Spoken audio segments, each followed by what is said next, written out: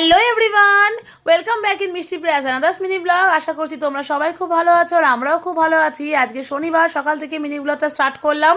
সকালে ফ্রেশ হয়ে ছাদে গিয়ে ঠাকুর প্রণাম করে নিচে এসে বসলাম এক কাপ গরম গরম চা নিয়ে। দেন তো দিয়ে গেল পার্পেল থেকে ডেলিভারি। আমরা কিছু জিনিস পার্পেল থেকে অর্ডার করেছিলাম, সেইগুলোই ডেলিভারি দিয়ে গেল। আমরা পার্পেল থেকে অর্ডার দিয়েছিলাম একটা গুড ভাইবস এর ফেস ওয়াশ আর একটা ময়শ্চারাইজার, আর তার সাথে গিফট পেয়েছিলাম ল্যাকমির একটা পিচ মিল্ক ময়শ্চারাইজারের স্যাশে। দেন তো আমি আর মা মার্কেটে বেরিয়েছিলাম একটু শপিং করতে। কেন শপিং করছি সেটা তোমরা পরের পার্টে জানতে পারবে। দেন তো আমরা রেডি হয়ে বেরিয়ে যাব আজকে মামার বাড়ির উদ্দেশ্যে। আমরা হঠাৎ আবারও কেন মামার বাড়ি যাচ্ছি সেটা ক্রমশ প্রকাশ্য। আর আজ বিকালে চাটা সারলাম স্টেশনে গিয়ে। দেন তো ট্রেন চলে আসায় ট্রেন ধরে আমাদের গন্তব্যস্থলে রওনা দিলাম। আর আমরা ধরেছিলাম 5:53 লোকাল। দেন তো আমরা পৌঁছে গেলাম আমাদের গন্তব্যস্থলে আর টোটো ধরে রওনা দিলাম বাড়ির উদ্দেশ্যে।